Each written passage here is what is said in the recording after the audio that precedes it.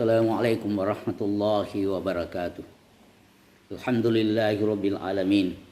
Wassalatu wassalamu ala asrafil anbiya'i wal mursalin. Nabiyina Muhammadin sallallahu alaihi wasallam wa ala alihi wa ashabihi wa man walah wa ba'd. Hadirin hadirat yang sangat berbahagia, alhamdulillah dengan izin Allah Subhanahu wa taala kami tampil untuk memberi nasihat singkat agar kita mengambil pelajaran dalam kondisi kita mendapatkan ujian, mendapatkan nasihat berupa wabah yang telah menyeluruh dalam planet bumi yang kita tempati ini, di mana musibah ini adalah virus corona yang telah melanda umat ini, bangsa ini, bahkan seluruh isi planet bumi ini ditakut-takuti mendapatkan tekanan dengan musibah yang disebut dengan virus corona. Namun demikian Bapak dan Saudara sekalian, kita berharap dengan musibah ini tidak berlalu begitu saja, tetapi hendaknya kita mengambil ibrah pelajaran yang sangat penting dalam rangka meluruskan kembali kehidupan kita, agar kelak kehidupan ini memberi makna yang sangat berarti untuk kehidupan kita yang abadi di sisi Allah Subhanahu wa taala. Hal yang sangat penting saya mau sampaikan di sini, yang pertama bahwa sesungguhnya semua musibah adalah hukuman atas sebagian kecil dari dosa-dosa yang kita lakukan. Wa ma asabakum min musibah fabima kasabat aydikum wa ya'fu an katsir. Musibah apa saja yang telah menimpa kalian adalah akibat perbuatan dari tangan-tangan atau dosa-dosa kalian, dan Allah memaafkan sekian banyak dari dosa-dosa yang lainnya. Surat Asy-Syura ayat 30. Dan juga Allah berfirman, daral fasadu fil barri wal bahri bima kasabat aydin nas. Ya. Sesungguhnya kerusakan yang ada di daratan dan di lautan akibat perbuatan tangan-tangan manusia. Liyudzikahum ba'dalladzi amilu la'allahum yarji'un. Yang demikian itu kami timpakan sebagian agar mereka itu bisa kembali. Ya. Demikian juga ayat lain, walaqad ahnahum bil adzabi famastakanu li rabbihim wa ma yatadarra'un.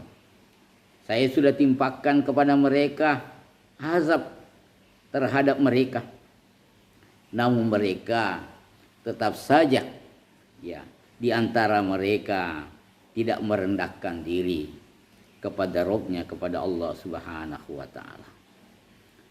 Dan Allah menghendaki agar setiap musibah yang Allah datangkan agar mereka semakin takut kepada Allah. Wa ma nursila bil ayati illa takhwifa.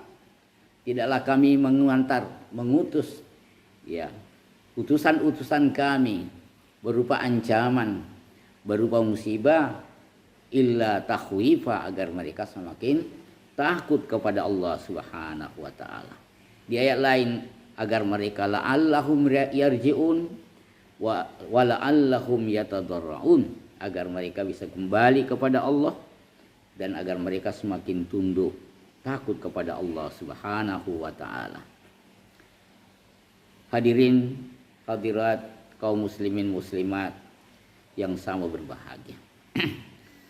Olehnya itu hendaknya dengan musibah yang telah menimpa kita ini semakin kita mendekatkan diri kepada Allah Subhanahu wa taala, semakin yatadarraun, semakin merendahkan diri kepada Allah, semakin takut kepada Allah.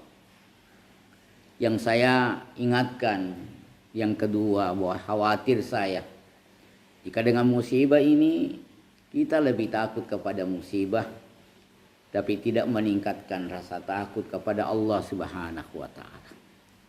Padahal ini adalah merupakan isyarat tentang kebesaran kekuasaan Allah Subhanahu wa taala. Untuk itu seorang yang berakal diberi kesadaran oleh Allah Subhanahu wa taala, hendaklah semakin kita mengambil pelajaran untuk lebih tunduk, lebih mendekatkan diri kepada Allah Subhanahu wa taala. Al-Imam Ahmad bin Hanbal rahimahullah berkata, ya, al-amradu mawasimul al-akal yastadrikuna biha ma fata min fawaritihim wa zillatihim in kanu min arbabil zillat. Sesungguhnya merebaknya penyakit atau wabah itu adalah musimnya orang-orang yang berakal. Maksudnya adalah momentum bagi orang-orang yang berakal. Jika selama ini mereka termasuk orang-orang yang banyak berbuat salah, maka waktunya lah mereka untuk bertaubat kepada Allah Subhanahu wa taala. Wa yastadziduna min ta'atihim illam yakunu arbaba zillah. Dan menjadi momentum yang sangat tepat untuk meningkatkan, menambah ketaatan mereka kepada Allah jika mereka tidak termasuk orang-orang yang ahli maksiat. Hadirin yang sangat berbahagia, kaum muslimin dan muslimat, saudaraku yang saya cintai karena Allah, sadarlah kita dengan virus corona yang telah mengajarkan kita ini untuk hidup atau berbudaya hidup bersih. Di antaranya yang pertama pelajaran adalah membersihkan tangan secara zahir dengan alat pembersih. Ya. Dan juga kita berusaha membersihkan tangan secara batin, yaitu agar kita bersihkan pendapatan-pendapatan kita agar tidak mencampurkan hal-hal yang subhat apalagi yang haram dalam pendapatan kita. Karena seringkali kita menemukan orang tangannya kotor tapi pendapatannya bersih. Namun sebaliknya kita sering menemukan orang bersih tangannya tapi pendapatannya kotor. Kita harapkan kebersihan dua-duanya. Tangan bersih, pendapatan bersih. Sehingga bersih zahir dan batin. Ya. Yang kedua, kita diajarkan membersihkan lisan dari kebohongan, dari kedustaan, dari perkataan-perkataan jelek, diganti dengan perkataan yang bagus, dengan lisan-lisan berzikir, beristighfar. Juga kita diajarkan agar membersihkan hati dan jiwa dari iri, dendam, sentimen. Kita bersihkan dengan taubat, dengan niat yang ikhlas, hati yang selalu dipenuhi dengan kesadaran, ketakutan kepada Allah Subhanahu wa taala.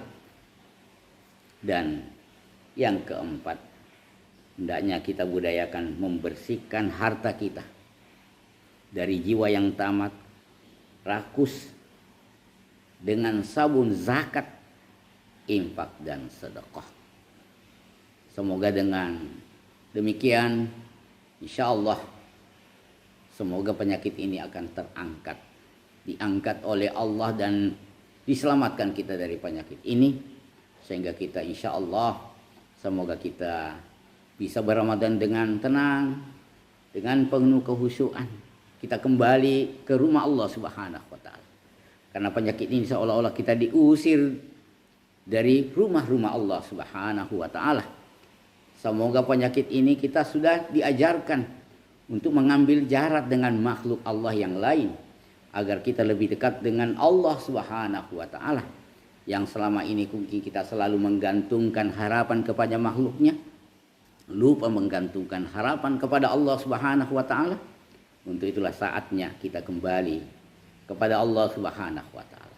Dan semoga dengan waktu dekat kita kembali ke rumahnya Allah untuk berzikrullah, ya, untuk memantapkan keyakinan kita kepada Allah Subhanahu wa taala. Dan jangan lupa bahwa inilah mengajari kita bahwa untuk selalu bersiap-siap menghadapi kematian. Dan kita tidak boleh lagi lengah, karena ini mengajari kita bahwa perebut nyawa, ya, banyak mengintai kita. Bahkan Salafus Saleh mengatakan di lambung-lambung manusia itu ada 99 penyebab kematiannya. Jika mereka lolos dari satu kematian, masih ada pintu-pintu dan penyebab kematian lainnya yang selalu menghadang. Ya, untuk itu bersegeralah kita bertobat kepada Allah, sabungi lidah kita dengan zikrullah, sabungi tangan kita dengan cuci sabun, dan membersihkan pendapatan kita, dan cuci harta kita dengan mengeluarkan zakat, infak, sedekahnya, agar orang-orang yang di bawah kita bisa merasakan kehadiran kita, bisa menikmati sebahagian nikmat yang Allah pinjamkan kepada kita. Terima kasih.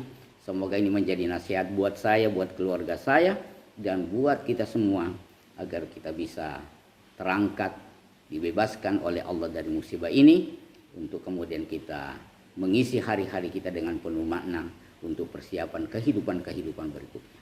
Wassalamualaikum warahmatullahi wabarakatuh.